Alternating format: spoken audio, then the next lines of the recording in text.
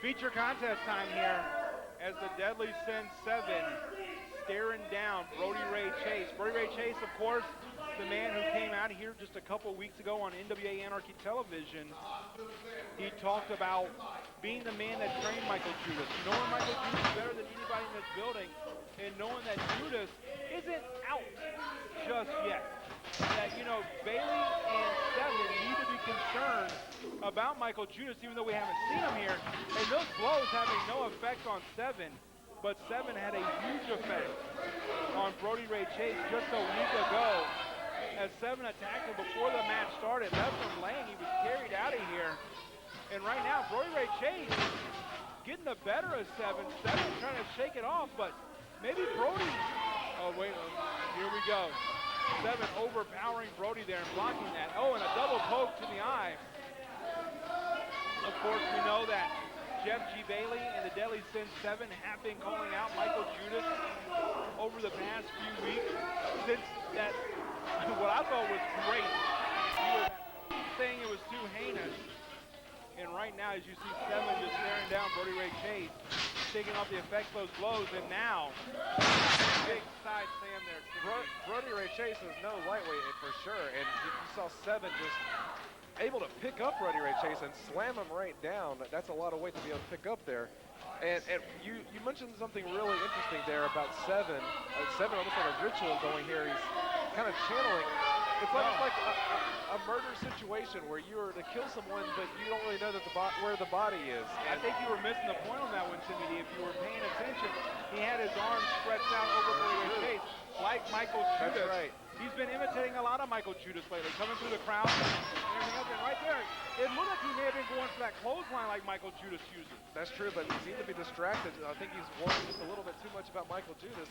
The analogy that I was going with, it certainly seems like in order to sometimes be charged with a crime, the body has to be made and found. And Se7en knows the damage has been done to Michael Judas, but no one has seen where the body is. No one's seen the damage inflicted here at the Anarchy Arena.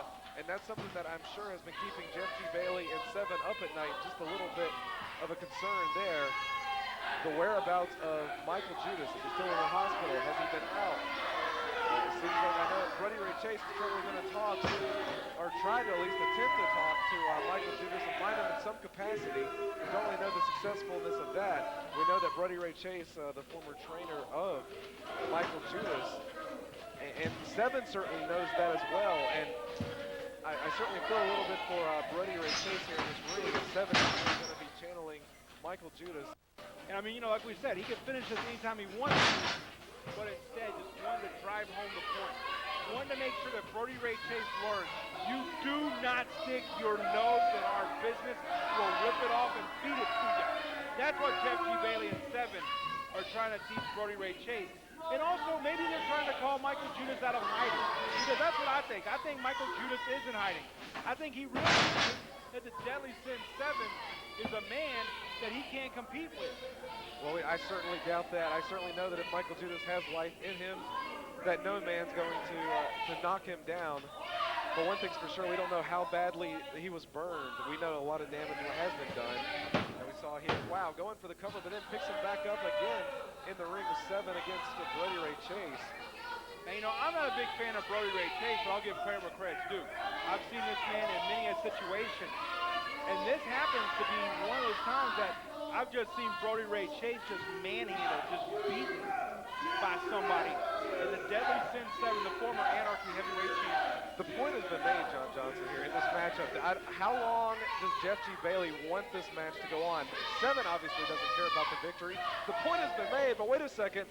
Brody Ray Chase up on his knees there, trying to fight back with whatever he's got left into the midsection of Se7en. And Se7en, wow, again with a forearm right against the back of Brody Ray Chase, and it's that Brody has no life left in him whatsoever. And I, for the love of God, just wish this match would end. The point has been made. If Michael Judas is sitting at home somewhere watching this, he certainly can see what's going on. I don't know. I wish that Wes Grissom would step in somehow and call this. It certainly doesn't seem like this is trying to be any type of competition whatsoever from the part of Se7en. I'm going to tell you right now, if Wes Grissom was smart, he's not going to get involved at all. he's just going to let Se7en do what he wants to do. Because it could be Wes Grissom on the receiving end of what Brody Ray Chase again if he tries to get in and try to stop this. Well, yeah, it seems like no one can possibly stop Se7en. That's what makes him so deadly.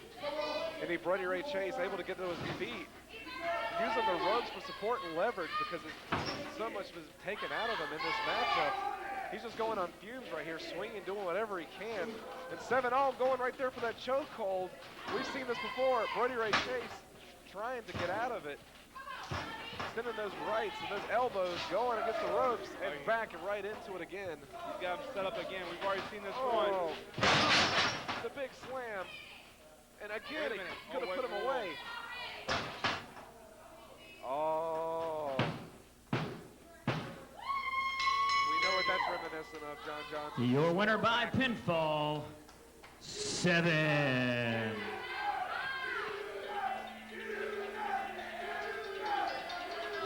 Well, the message has definitely been sent